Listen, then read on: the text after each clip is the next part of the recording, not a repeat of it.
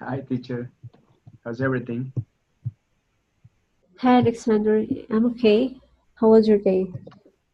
Oh, daily routine Mm, that kills you. but it was Same thing okay. every day. Yeah, it was really good. It was really good. Good. Nothing to complain about. Where do you work? Um, I'm working as an English teacher in in Medellin, and I'm teaching some TOEFL, and I'm preparing some students for TOEFL and for IELTS also. Um, just like personalized classes. That's that's what I do now. Do you think that TOEFL is easier than IELTS or the opposite? Well, it all depends because for me, IELTS is a little more difficult because they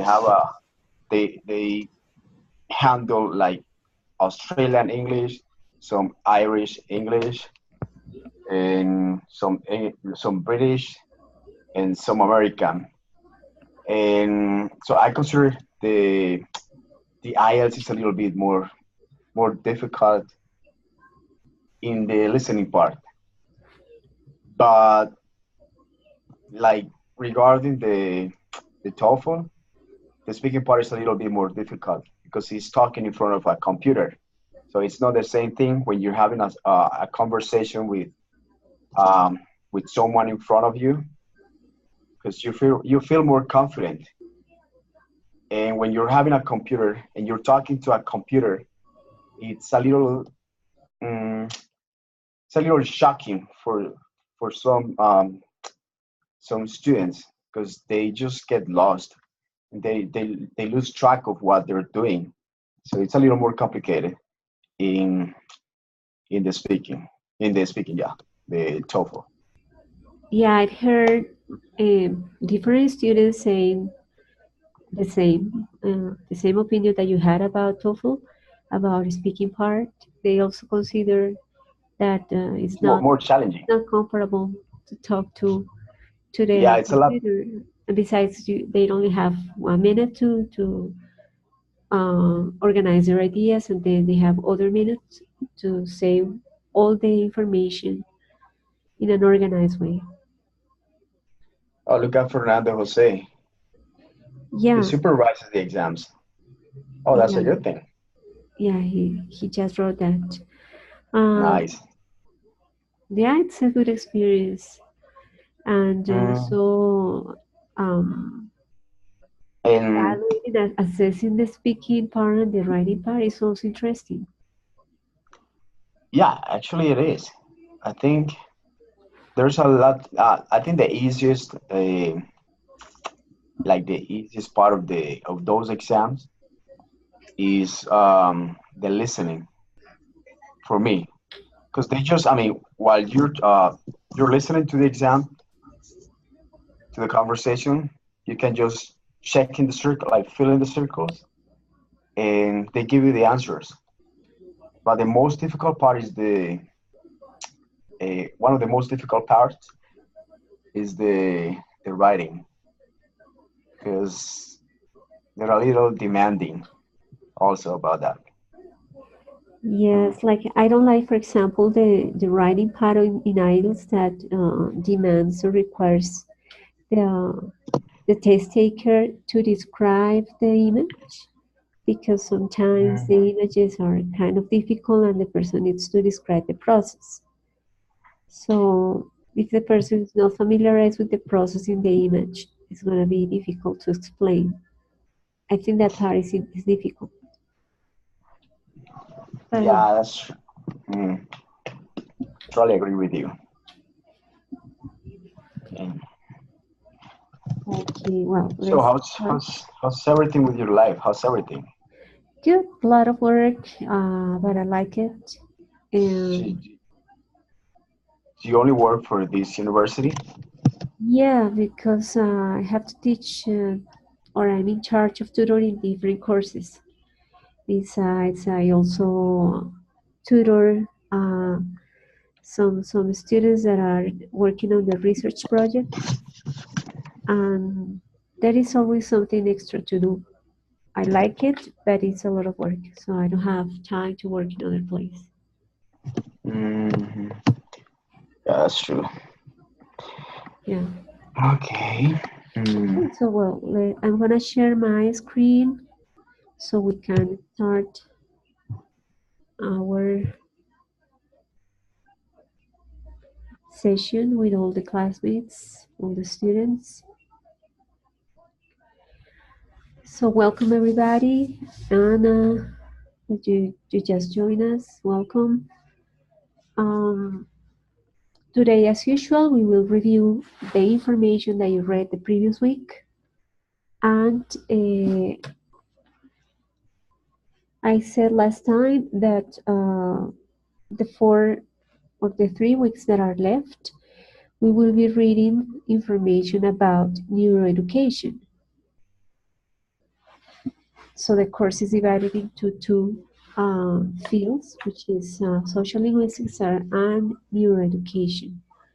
And the first reading about neuroeducation was the one that you had last week, which presents like the main information, definition of neuroeducation, like the most important information or the basics to understand the information of that field. So we will review that, and I would like any of you to remind us the words or the definition of neuroeducation or the words that you associate with that concept. Anybody who wants to start is welcome.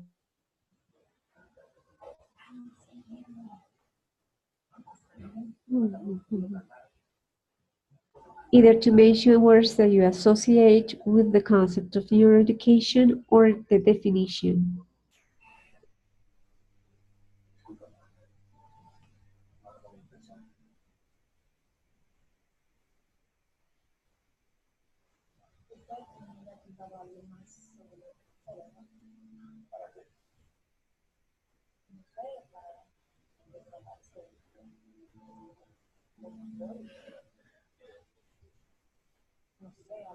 Okay, Fernando wrote that neuroeducation has a lot to do with with the decisions that we make. Neuroeducation is the base of the education. Everything starts with the brain. So, right, it is related to brain processes. What else?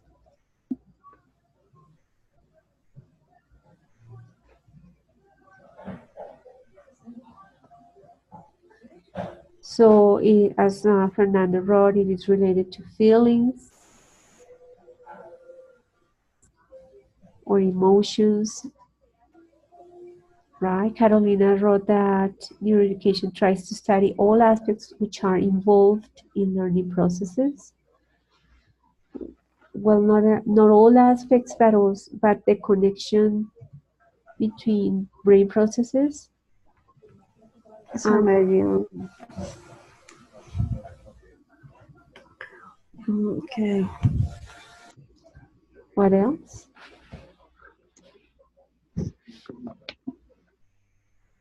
Even neuroeducation deals with learning problems.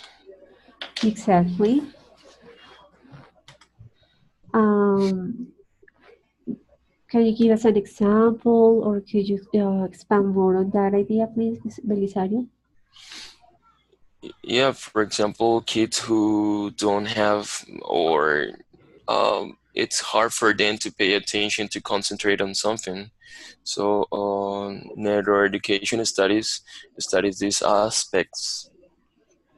Okay, do you remember like the three aspects that interfere or influence on learning and that might cause problems in learning? Okay, I always get confused with the material that we are reading this week with last week, so I'm a little confused because I remember the information from this week is the same. Yeah, well, this is neuroeducation, but this week you are reading something more.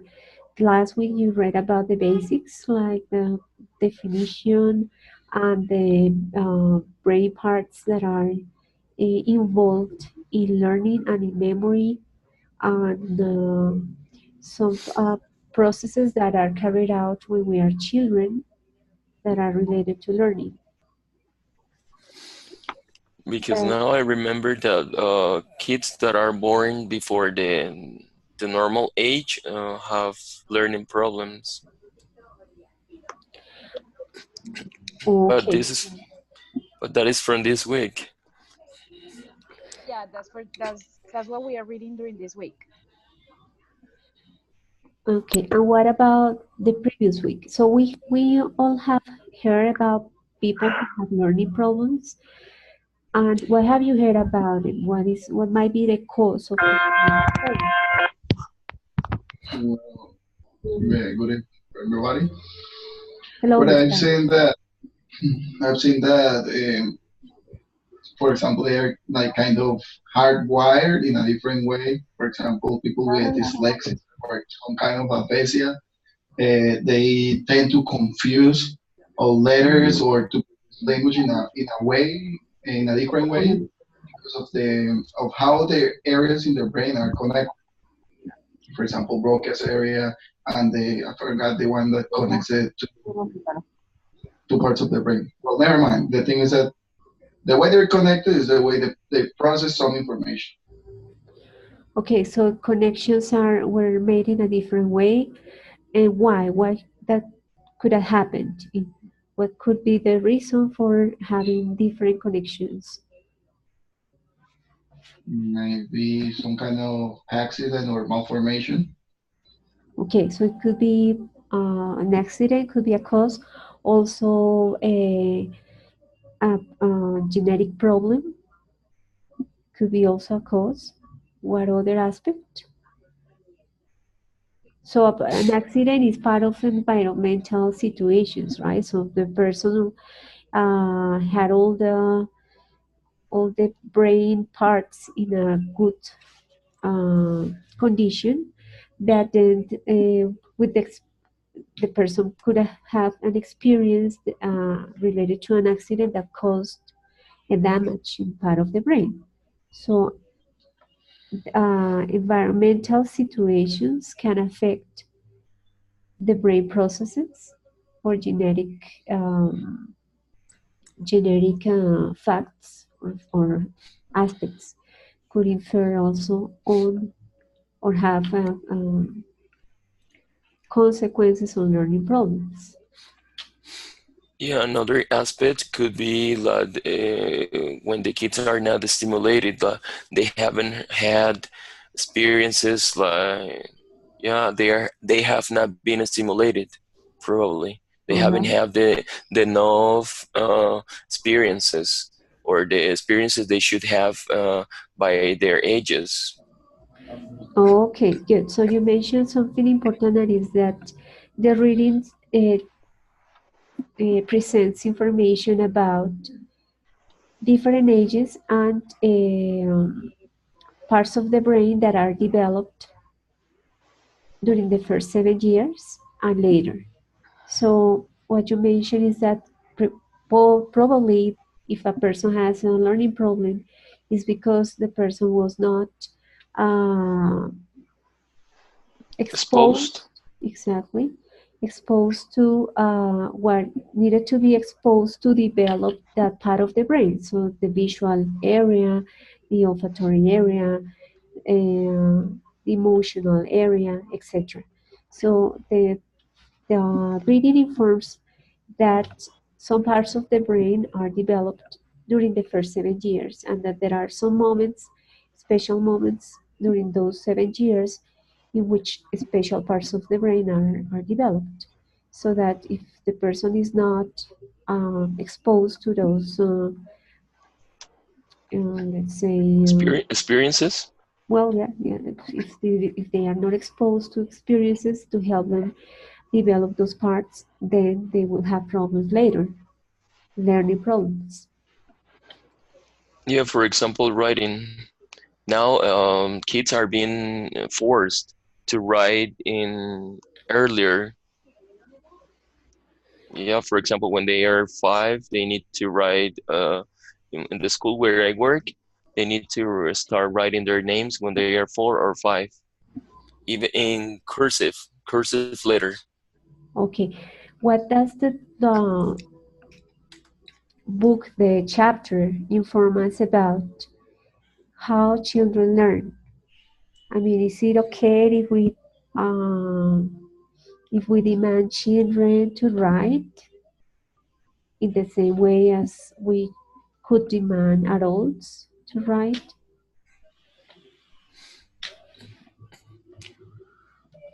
The same process? Excuse me? Yes, like if we demand children to write this, using the same strategy that we could use with adults, does it work? Or what should we have into account when teaching children? Okay, I suppose it's a slow process because they are just starting. It's a slow process. Okay, so you mentioned that it's a slow process, so that could be a difference. Any other?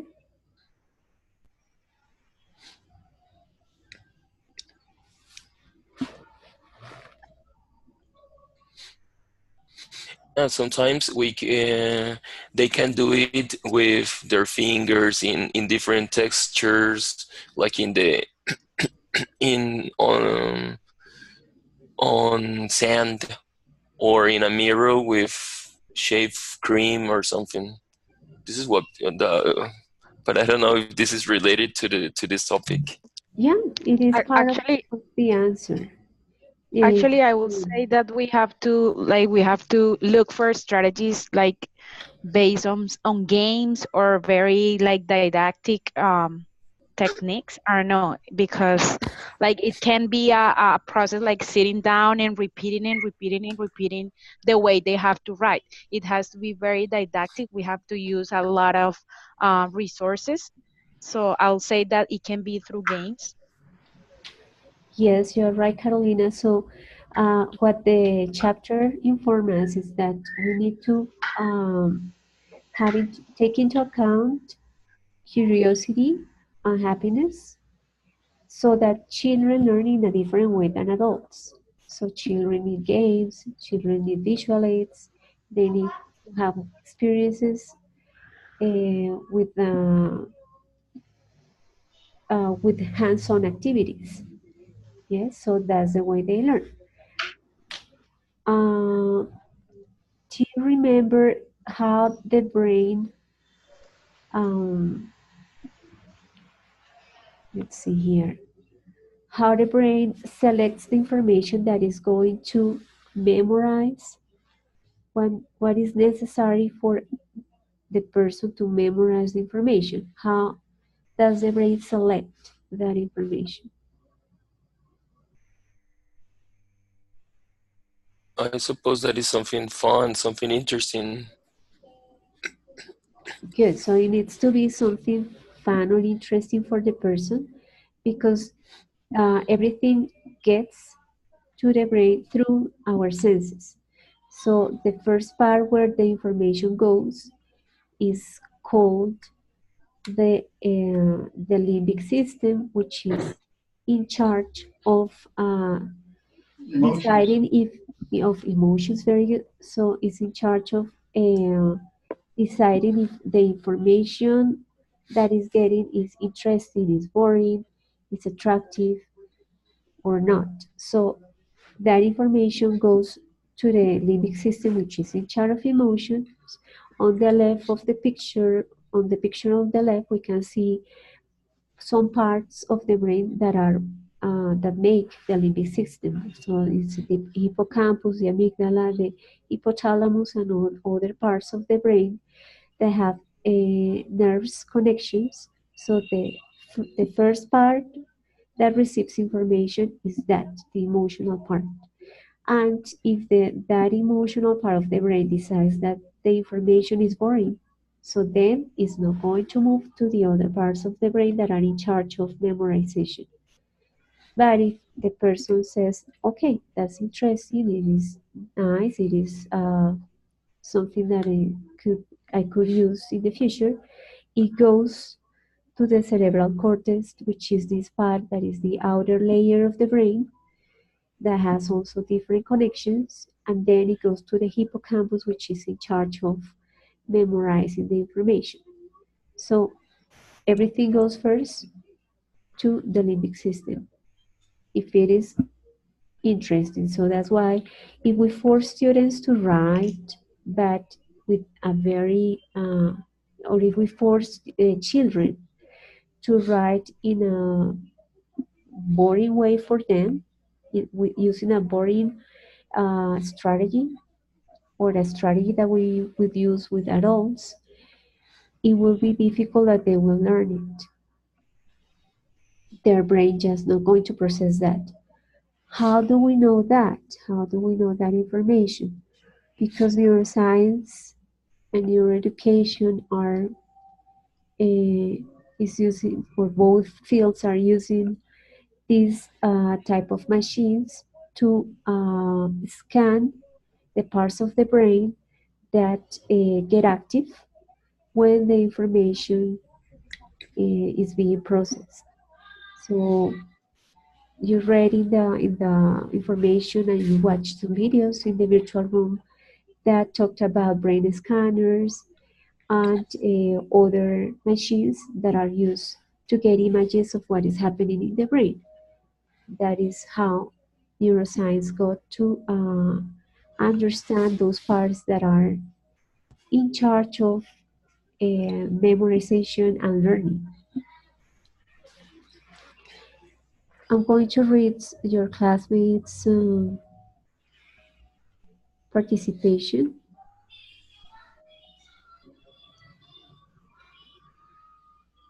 So Fernando wrote that the brain is connected to our whole body. Juan David wrote that it's a science that combines neuroscience, psychology, and education to study the brain and help with learning processes. Anna wrote that it's an emerging scientific field that brings together researchers, cognitive neuroscience development, cognitive neuroscience education, and psychology.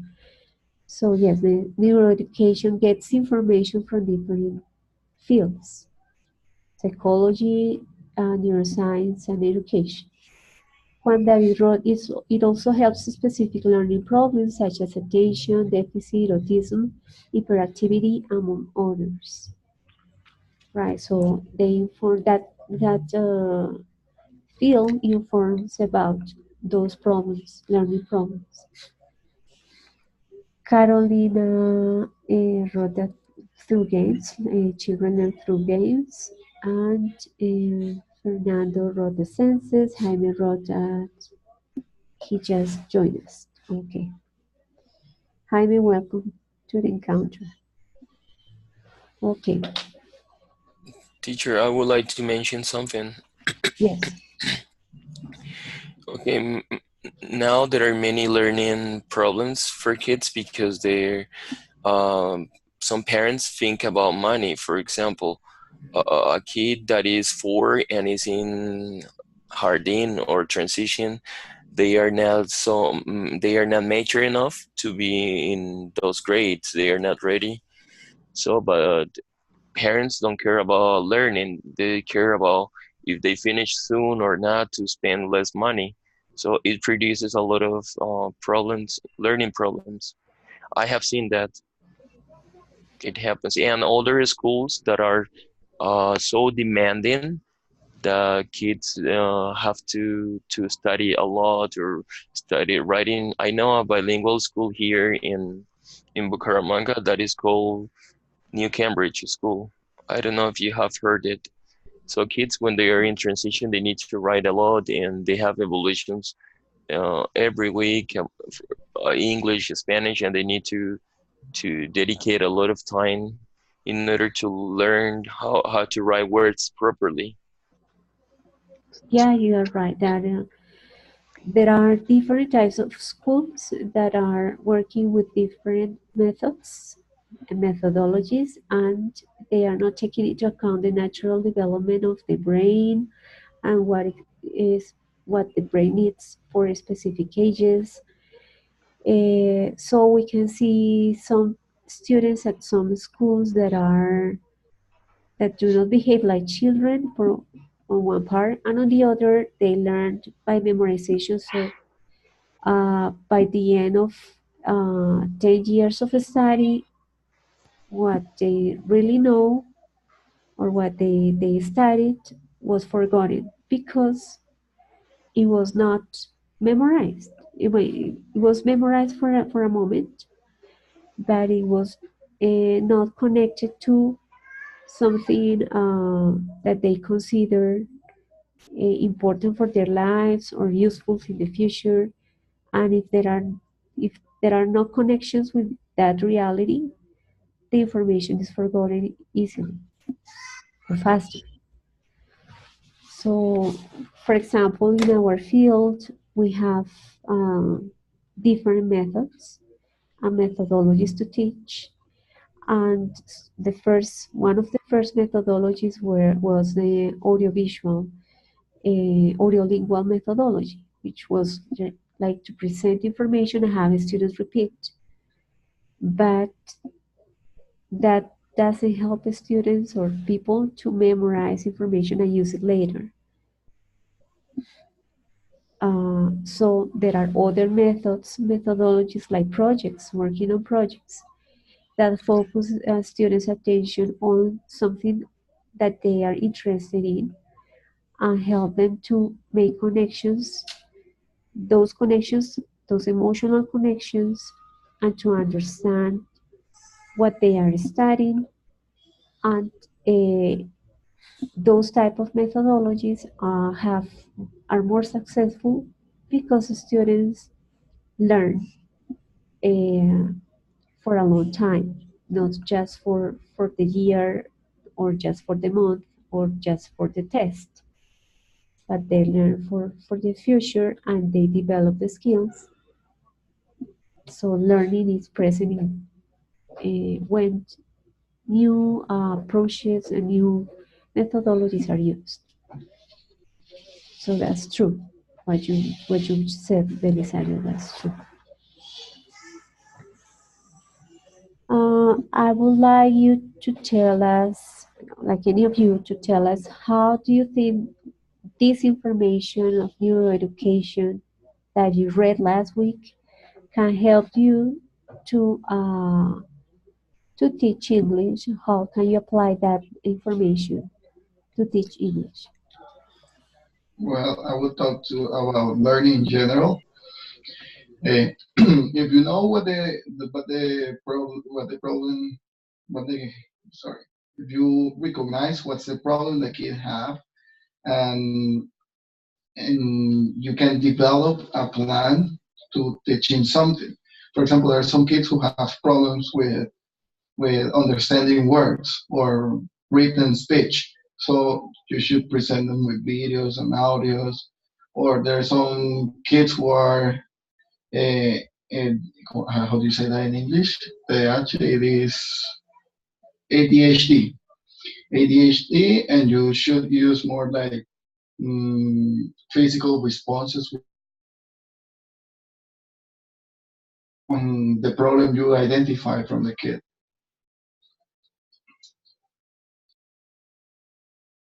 Okay, so you mentioned that understanding and identifying students' learning problems can help us to teach them in a best way, or in a way that's In a gonna way help that they them. can assimilate. Okay. Any other idea on how this information of neuroeducation help us to teach students to teach I will them? add I will add what Luis said, that actually we have to identify the necessities or the interests that our students have. Actually, that's like an important aspect to take into account at the moment of maybe design or select the material that we are going to use with them.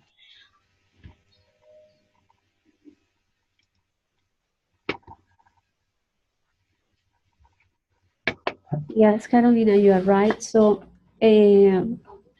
probably you have heard about some schools in which there are few students in the course, in each course, so teachers can really take into account students' needs. If you have 10 students in a classroom, you can work on their needs because each one is different and each one has different likes.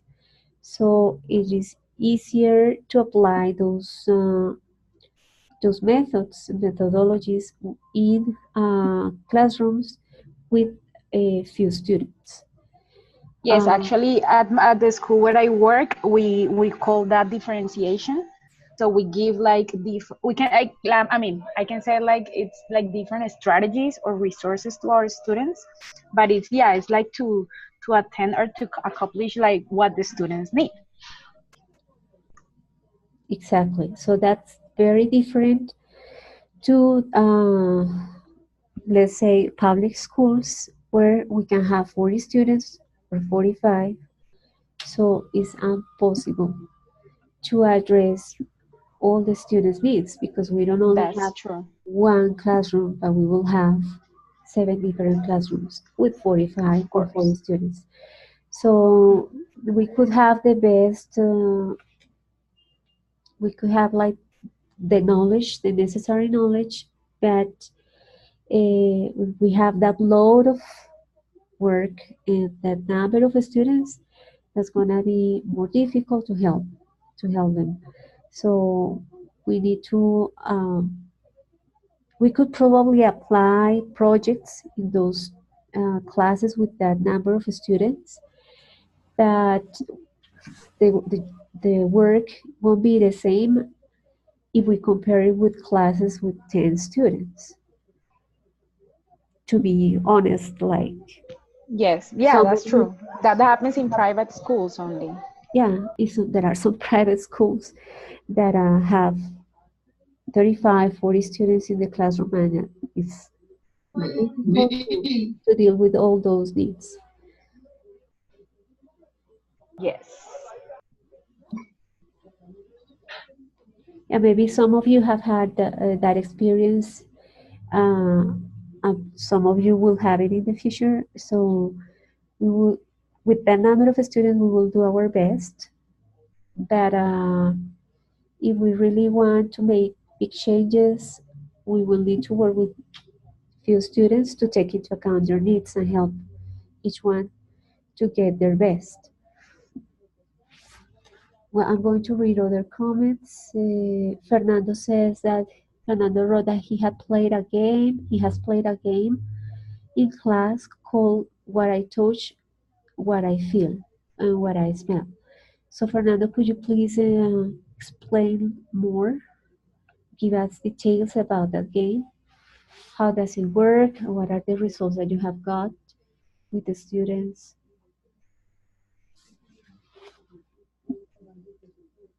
Fernando?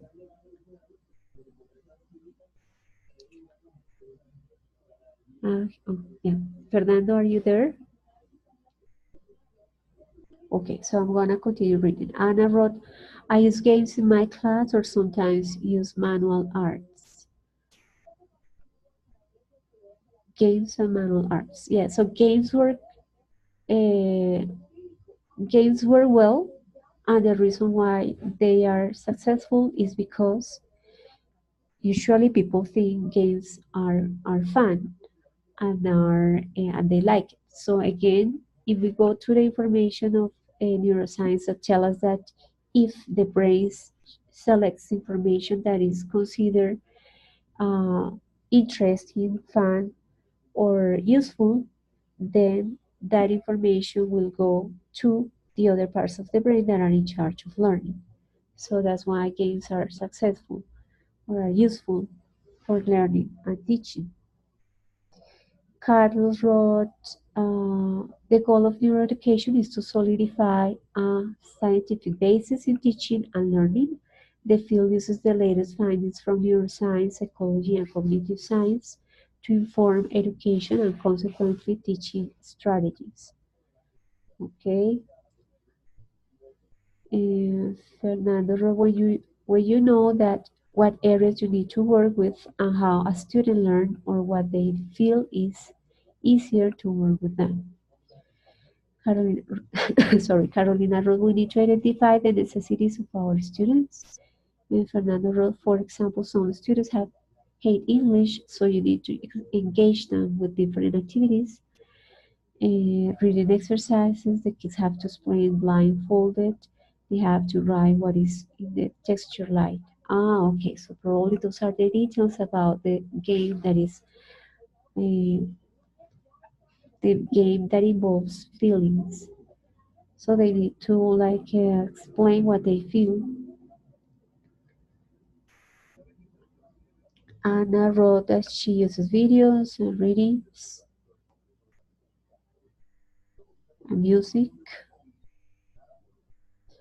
And Fernando wrote that the game about feelings is they need to say what they taste and what they feel, or when they touch the object.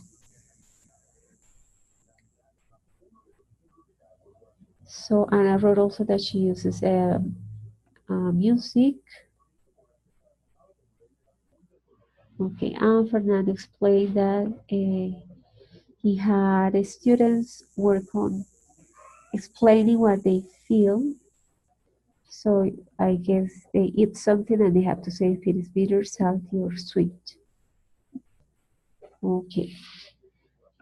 So in what other way can we use information that neuroscience provides us to teach English? So you already mentioned that it helps to to identify learning problems. What else?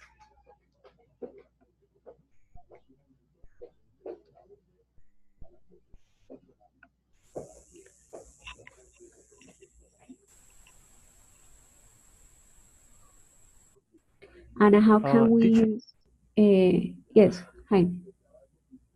for example, in environment factors. For example, if the student is studying in an environment that is noise, or for example, is study with the TV on, or with loud music, are factors that are not good for learning, for teach and learning for the students. Yes, And another, I think that the internal emotions, for example, if the student have problems, or on the other hand, if the student feel good, he can improve his ability for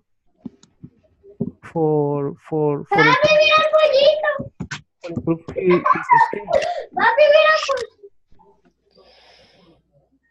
yes, you're right. So again, the emotions are important. So if the person is the student is in a place that has natural light, is a lot of space, the student feels comfortable, and that helps the person to learn. right? So those aspects related to the place where the person learns are important also to promote learning. And that's something that neuroscience and neuroeducation had informed or have researched. Good. What other information can we use from neuroeducation to help us uh, teach English in the best way possible?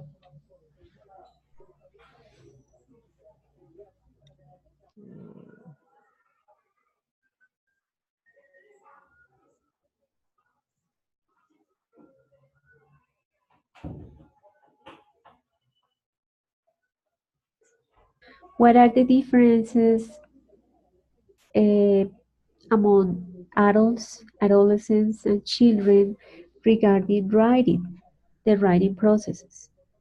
So the reading explains or mentions in a short way how that writing processes um, are developed during the different stages of uh, of a human being.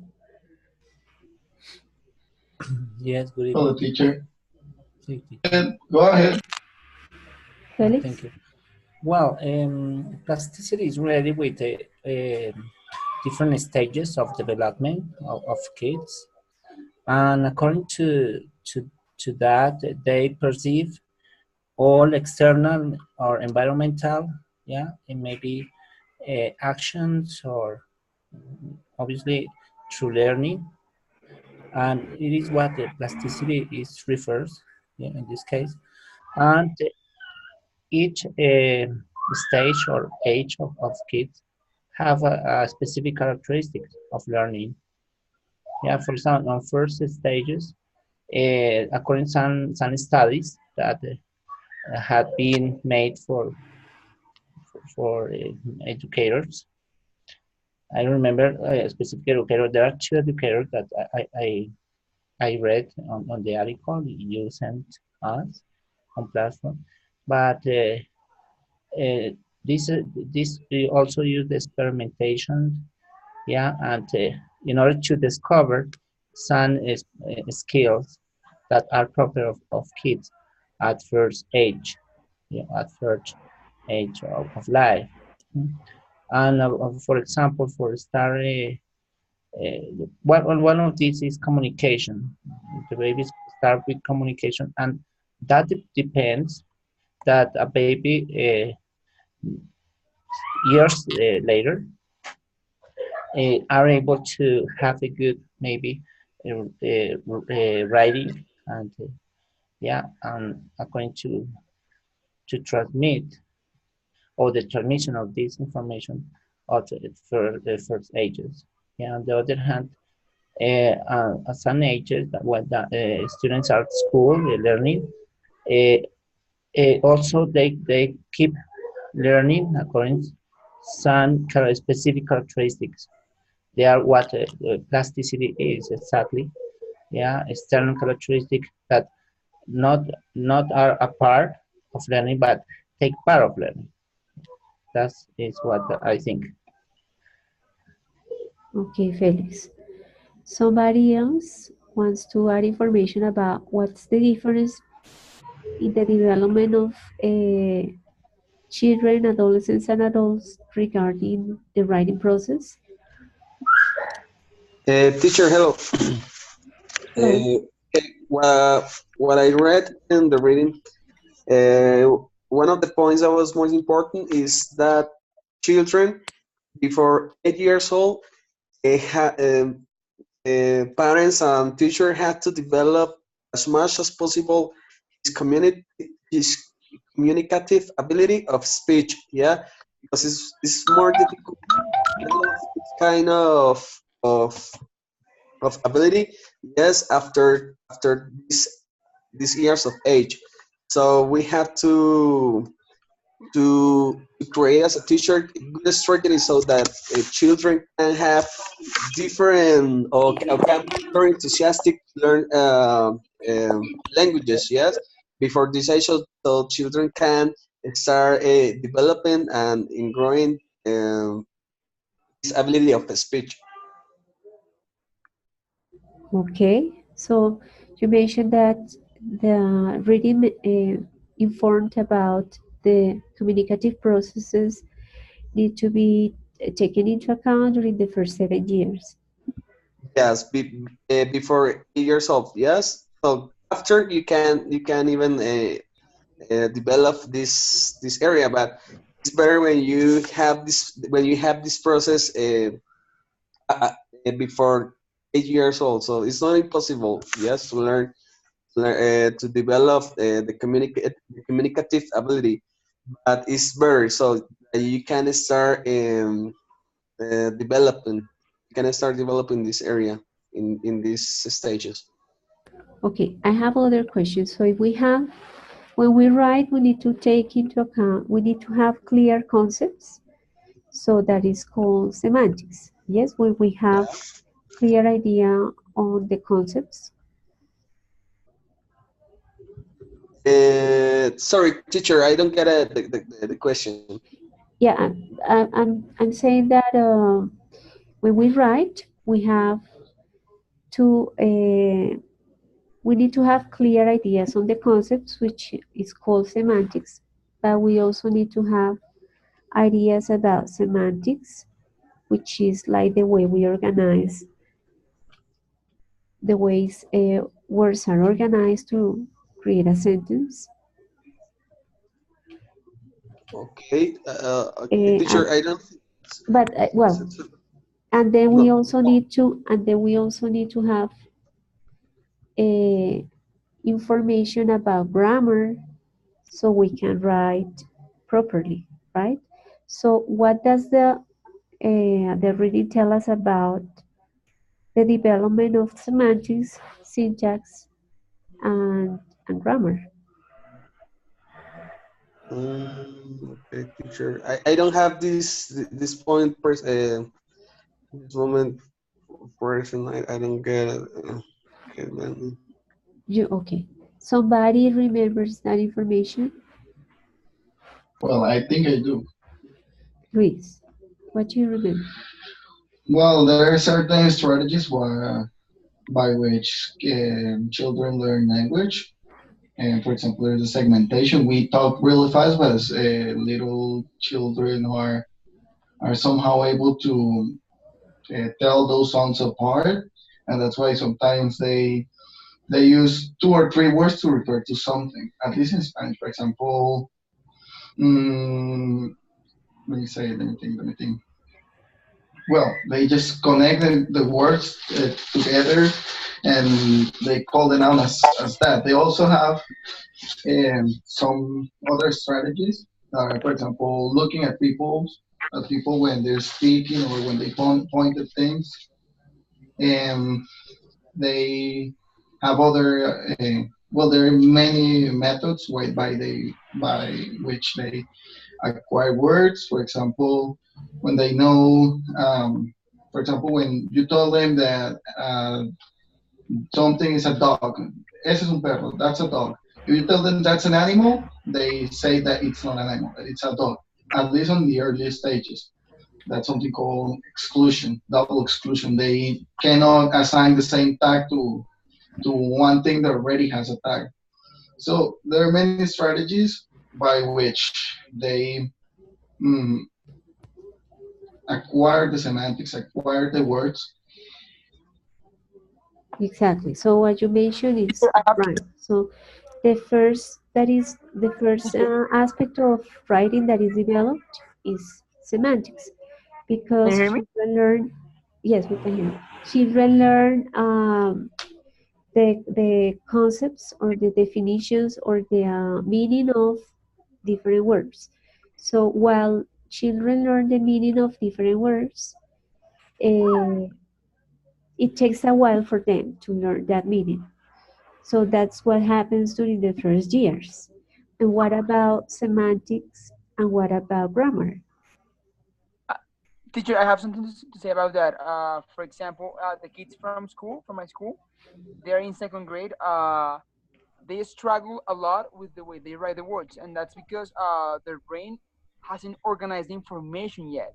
For example, even if I write the word on the board, if I write the apple, they write the instead of THE, they write the E because their brain is not associating in a right way the English. So it's really important when you are teaching English to make them spell every single word, to make them read, and right after they read, write it, because their brain needs to organize the ideas and the words before they write it.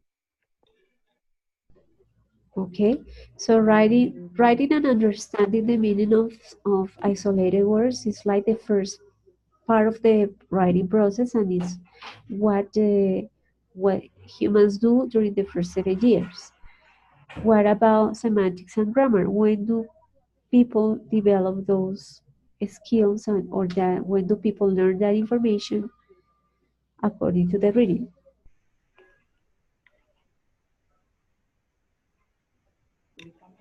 Sí. Ah, no.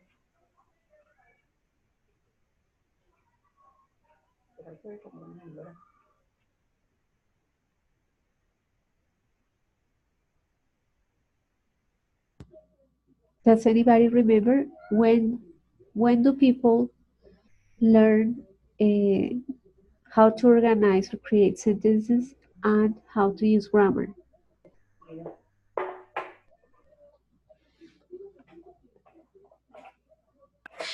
Teacher Diana, can you please repeat the question? Please, it's because I'm having troubles to hear. It's broken. Can you please repeat the question?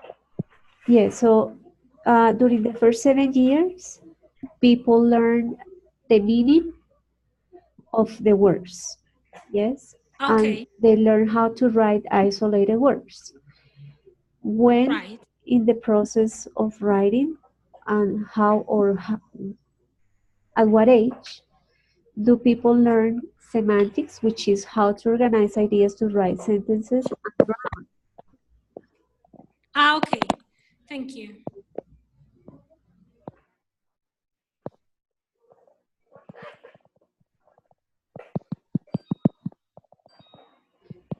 So that happens after the person is 12. So that's why we cannot expect children. And why that happens after the person is 12? Because the connections that are naturally developing the brain, that are in charge of grammar and semantics, are not developed for that age. So after people are 12, they understand grammar and they understand semantics. So we can ask our students after that age to write complex paragraphs. Not before because the natural process of the brain, the natural development of the brain, and the part that is in charge of that is not developed before that age.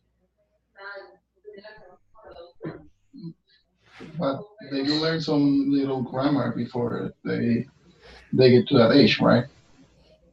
Right. So, like as Carlos mentioned, we develop our oral skills during the first ages, and later we will develop our writing skills. But like children are able to understand.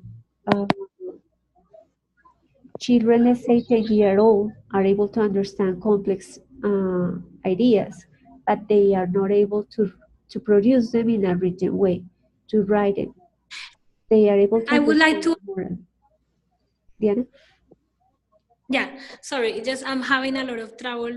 The connection keeps cutting off and on. But I was researching also that people learn semantics after 12 years old because the brain assigns like different parts of the brains assign meaning. And they start connecting like sounds, images, or different things. So for people after 12 years old, semantics become really clear.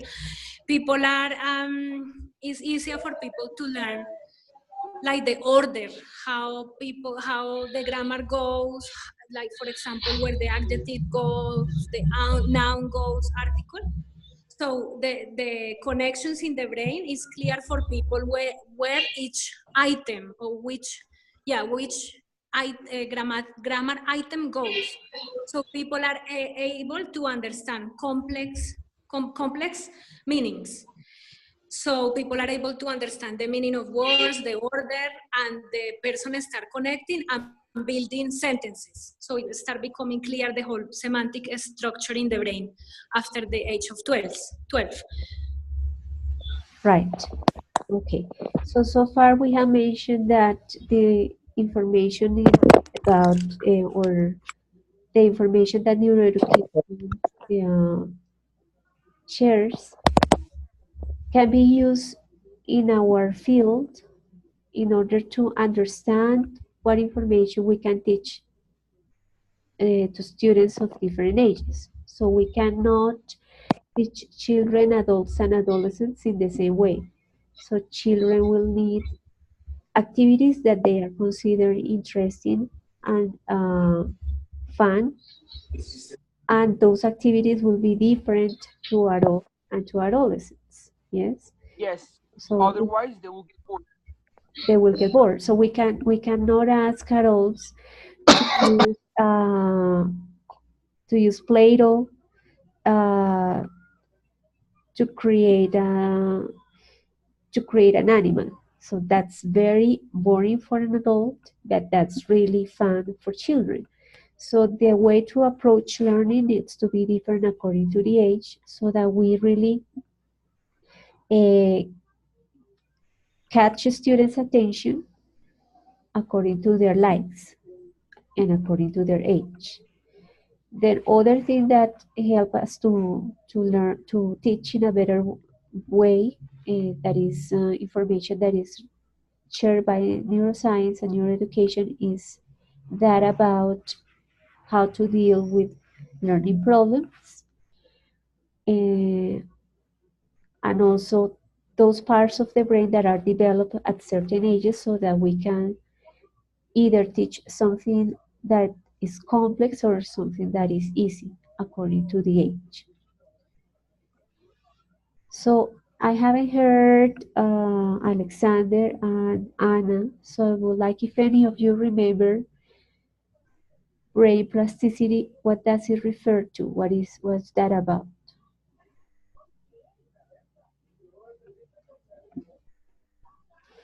Is the ability that our brain has to like to change through life. Yeah, like related with the experience or the knowledge, or yeah, what we get during our life. Like it's the ability to change.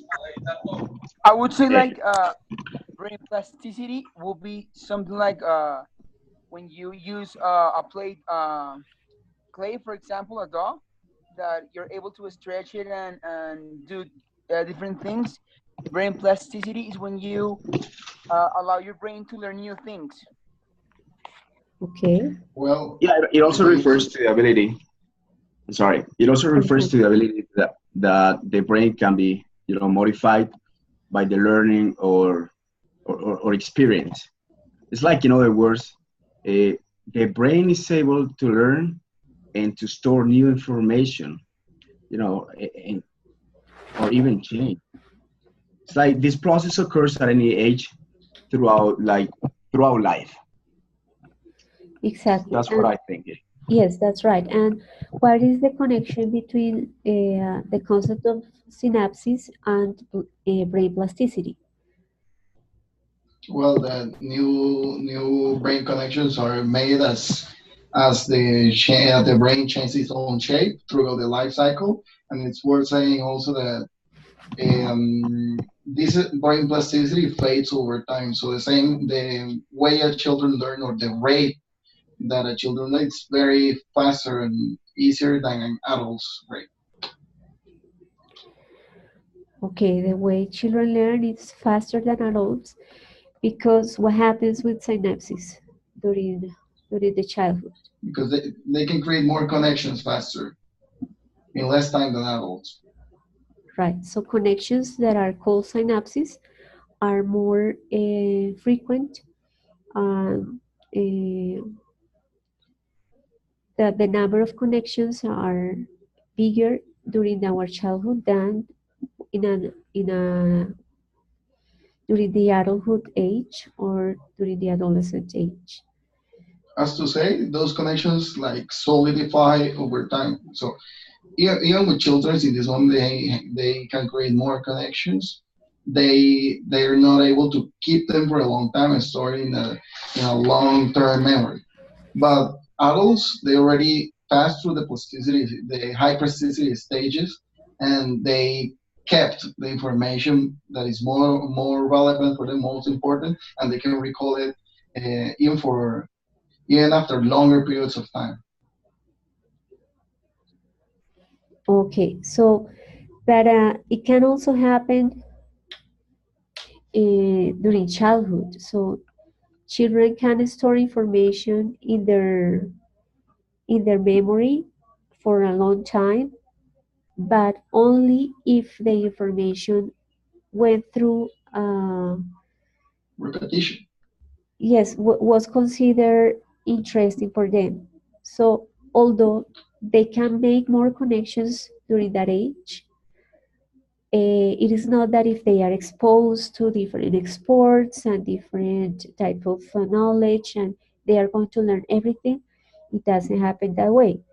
If they are exposed to a lot of information, that information needs to be presented to them in a fun way, interesting way for them. So it goes through the emotional system, the limbic system, and then it goes to the cerebral cortex and hippocampus that are in charge of storing information. If that is not fun for them, it won't go through the other parts of the brain and it won't be stored. It happens the same with adults, but the way to present information to adults is different to the way to present information to children.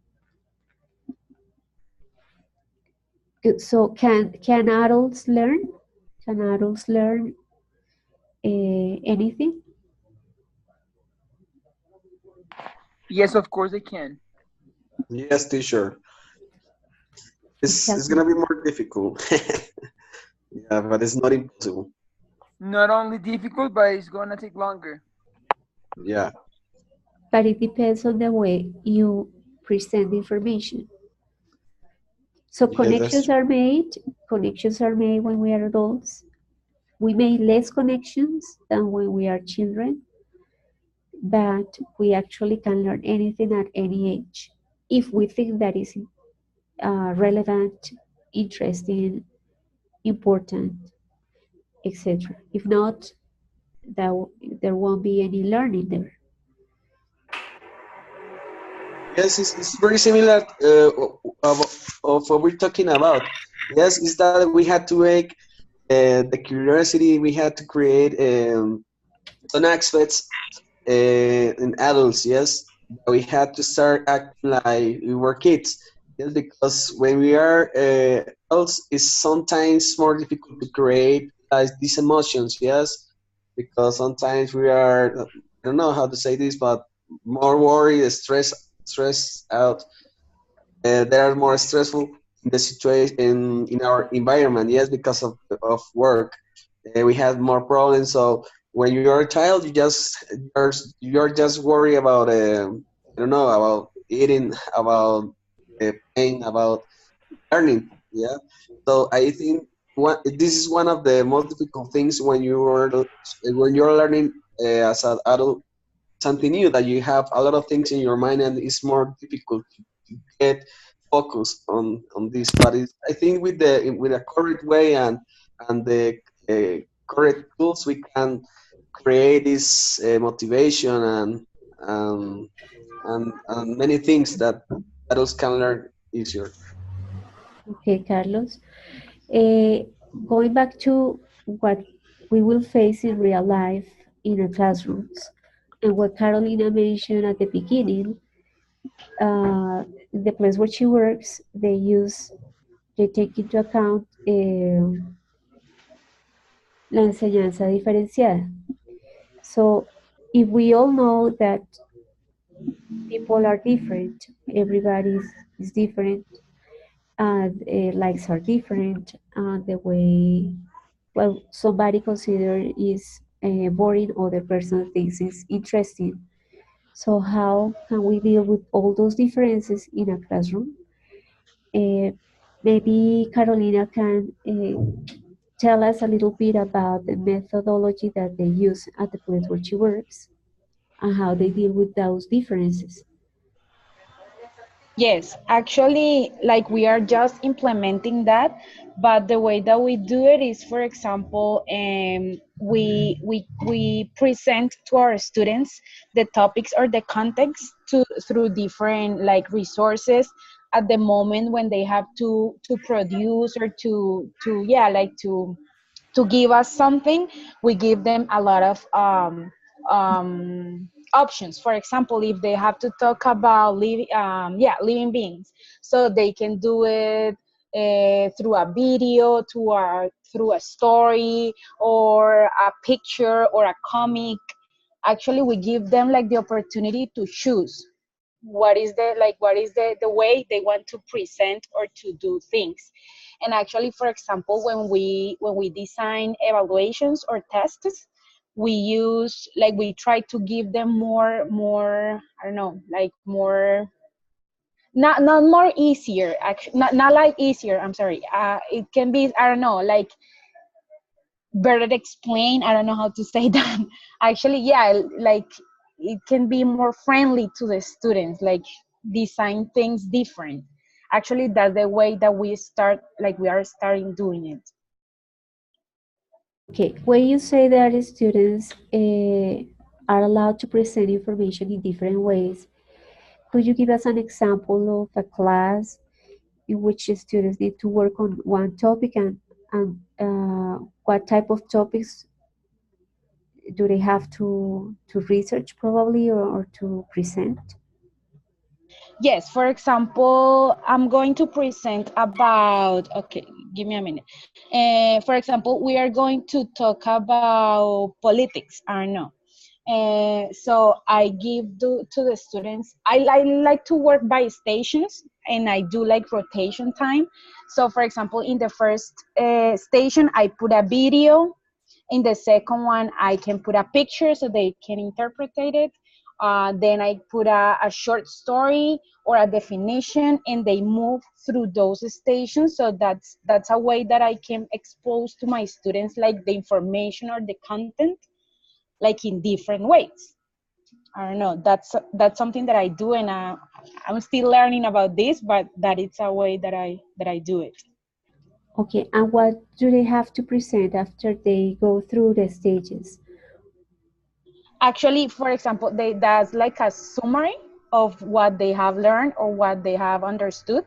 So that's when I say that you can do it through a picture, or if you want to tell a story, or if you want to, if maybe it's a more elaborated like work, they sometimes decide videos or PowerPoint presentations. I work with third grade students, so they are kind of like independent now, so they do like really nice things, actually according to their levels, but actually they design like different kind of yeah, like resources or Okay, so what you ask them to do is to show their understanding of the topic through different activities, like write something or create a video, let's say, or maybe exactly. a picture, or create a comic, etc. Yeah, and that's the way I present the topic to them. That's why we in the school where I work, we love to work like this, like through stations. So we present the topic in different ways, so they have the opportunity to get the information like from different moments and through different activities. Okay. Could you just give me 1 minute, please? I'm sorry.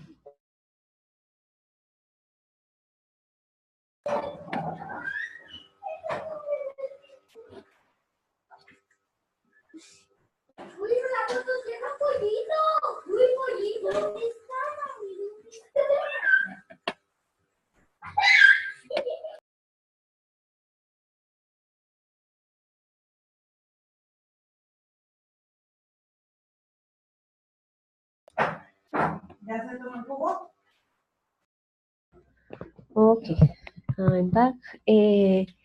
So as Carolina mentioned, that's one way to work with different likes, different needs. Yes, so people or students at that in that school are given the opportunity to present their understanding in a different way.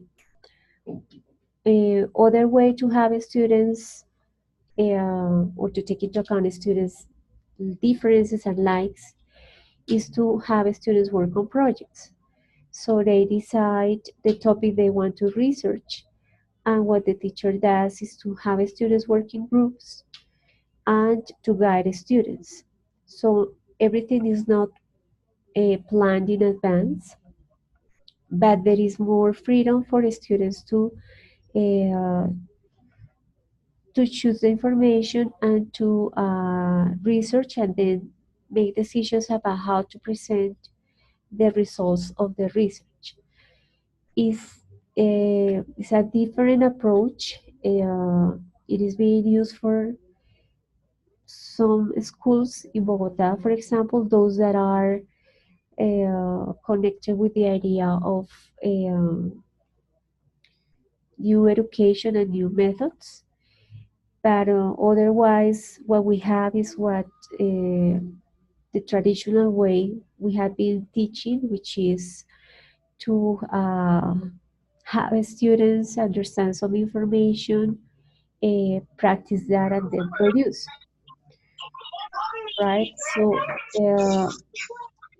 the difference on learning when we use that approach or that method that is the traditional one is that some people might find it boring, and if we don't get students attention and if uh, they don't feel that that is interesting, so again they are not going to memorize it or learn it. So that's why probably if we learn many things when we were at high school, we memorize it for the year or for the month or uh, for the test, but we forgot that information because we didn't learn how to use it or how useful it could be or how we could apply it in the future or real situations in which we could apply it. So if we don't make those connections, information is forgotten.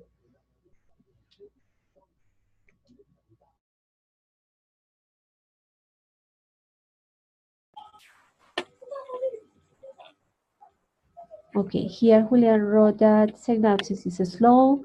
From 7 years old, the process of neurogenesis is remodeled with the loss of synapses that also reaches 40%, but over the years and very gradual. So that comment is connected to brain plasticity. So we have less brain plasticity as we get older. And before the 7 years, we get a lot of connections and changes in our brains. Yeah, can I say something? Yes, Felix. This neurogenesis is really very, very useful today. Many schools are using this alternative. Well, this model, this is a helper for education because through this, it was able to get so many difficulties of kids. Yeah, I think that not only it focus on learning, but difficulties of maybe development of brain according to the age. focus also on didactics, and look more is focused on investigation, that what is the problem or the specific problem of a kid, and get a solution. Yeah, this is what really this science, this meaningful science is, I Okay. think. Felix, do you remember about the three social basic skills that we develop when we are children? One is okay. The first one, I saw one that was develop different multiple intelligence or multiple skills that this were compared like the brain work uh, coordinate, yeah, with the Not the multiple skills, but it is related to the way we learn when we are children. So, for example, on the pictures yeah, yeah, you see that the child is imitating the adult. So imitation is one. yeah. Do you remember the other two ways to learn? No, in this moment, no, no. I have some in mind, but By I have a little much information, and Okay, I try to put in order that. okay. Luis? the other one that is mentioned was children look at the way adult people look, and the other one was through empathetic situations. For example, an adult is, let's say, like crying, or you can see them depressed. They go and they give them something valuable for them. And the first one, the one that I mentioned before, when they look at the direction their adults look, they do only if they have their eyes open. They don't have their eyes closed, and to find out what is happening around. Exactly. Lisa?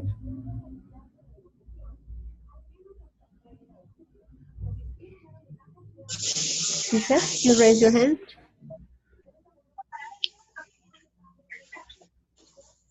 Can you Lisa? hear me? Yes, we can hear you. Can you hear me? Oh, okay. Empathic understanding is well, is what my classmate said. When a kid is able to like feel sorry for if he sees you crying, he's able to come and like give you a hug or clean your tears, and he's able to understand that you're feeling sad. And share attention is, well, when my classmate said that if a baby, when he sees you're looking somewhere, um, they are usually going to look that way, even though their perception is different from ours. But he's able to focus his attention on what we're looking at. Okay, good. So those are like the three ways that are used when we are children to learn information from our parents or the people that are around us.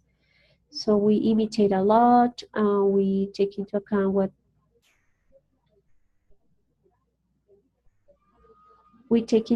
our parents are looking at. So we learned in that way, or we learn to be empathetic with others' feelings or emotions.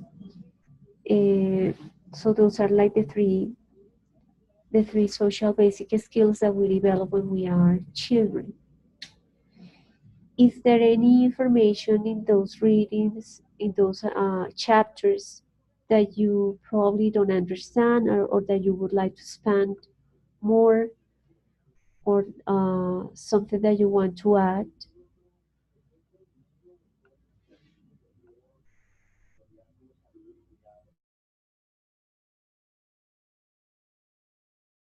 No, teacher.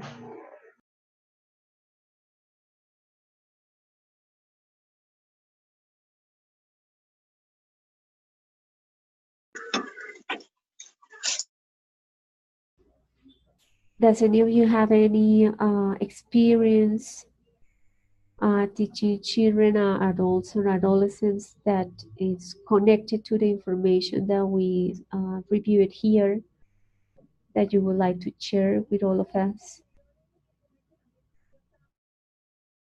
Yeah, me, teacher. At school, I was working last year. I mean, I could say these ways to apply some maybe strategies that the school create for different uh, kids form or skills. And is I had a kid of 10 years that they have a problem of learning, and they was checked by different departments, I mean, like psychology, uh, occupational health, and on all those. These kids really had a lot of difficulties of learning in and very problems with the writing. Yeah, writing was so difficult for him to start, but no one really knew what was his illness or the cause of this. And finally, this kid was take to a specialized organization, and they start a process that really I consider it help him to maybe to you say get better this difficulty it has. Nowadays, this guy has 14, 15 years, and is almost normal, but also he has having uh, he is having sorry some difficulties, but all that organization help that about all the difficulties. Hmm. It's an experience that I had with a kid. Well, Felix, thank you for telling us That's that. it. Thank you. That reminds me that nowadays we have a policy of inclusion in many schools. Some schools, some Yeah. public schools in Bogota That's it. have been That's piloting true. that policy. I mean, they have in the same classroom students that have uh, problems to learn with those students that don't have any problem. So in those schools, public schools, the piloting is connected with the idea of having help from different professionals, like you mentioned, from the psychology, from the phonology, etc. And that that works if the other professionals, well, know about um, or have the necessary information to help the person. So in those cases in which the other professionals help, it is good to have the person or the child that has the problem, the learning problem in the classroom.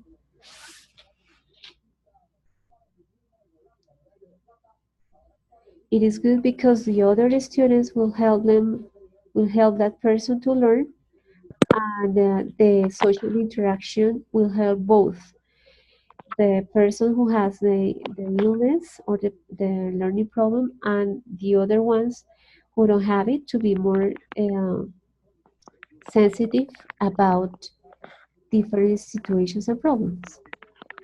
But this is something that it has been that started some years ago, but it has not been implemented in all the schools, in all public schools.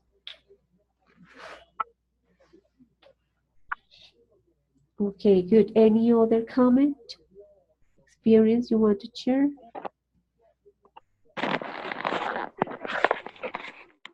I think it is very important for us as teachers to identify the needs of every student. Once we do that, we're able to make them like give them good basis for their learning.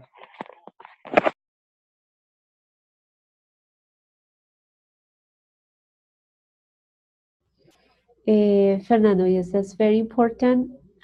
If we get to know our students, we will know how to have them work in groups, how to deal with discipline, and how to help them learn.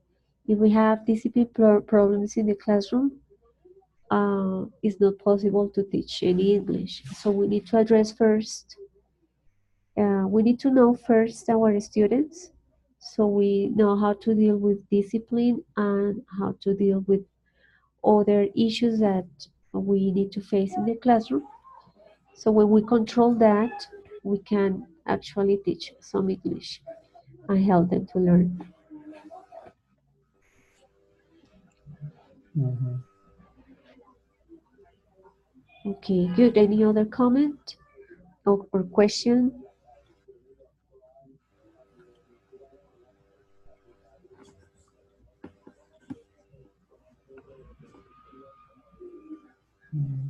No? Well, I think that exists different mechanisms to detect some illness and maybe illness or problems that kids has from first ages. But it's important to discover them on time and start giving a punctual or focus on it. That special difficulty that the kid has. This is the education nowadays because before traditional one was so different. They only was focused on teach, transmit information, and that's it. But today it's different. We have to keep in mind, this is my point of view, that the kids, all the kids work as an learn and work as individually, and they must be received as yeah a special maybe uh, attention of, and and, and guide them uh, to the correct way. No, I think that is very important.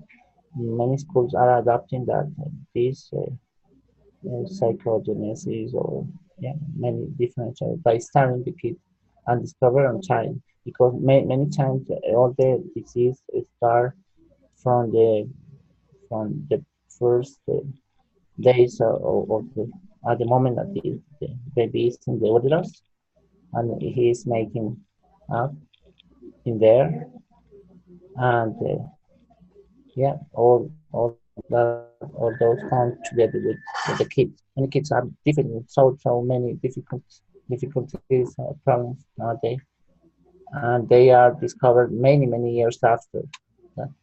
I think this is a good point to bear in mind. Okay, I think. Yeah, so understanding that there are a lot of differences in the classroom is necessary. So those of you who have been teaching for a while have realized that if we don't try to understand those differences, we won't get our final purpose, uh, which is to teach English, right? So we might probably stand in front of the classroom and try to teach a topic, but if we don't get to understand all those differences, if we don't get to see that what we have in front are people that have different likes, so we won't get our final purpose or the message or the information that we want to share will get only to some some students and others won't learn what we are expecting them to learn. So it's not that easy. We need to deal with different uh, behavior, different situations, different likes that probably are opposed to our likes and our ways to see life. So it's not that easy, but it's part of the skills that we need to develop as teachers, and that I would say that we can only develop them by teaching, by being in the classroom, and by interacting with different students in, in different moments. So it's just for us to keep in mind that that is very important and necessary. Okay, so I'm going to stop the encounter. I appreciate your participation. And if you have any question, please email me, okay?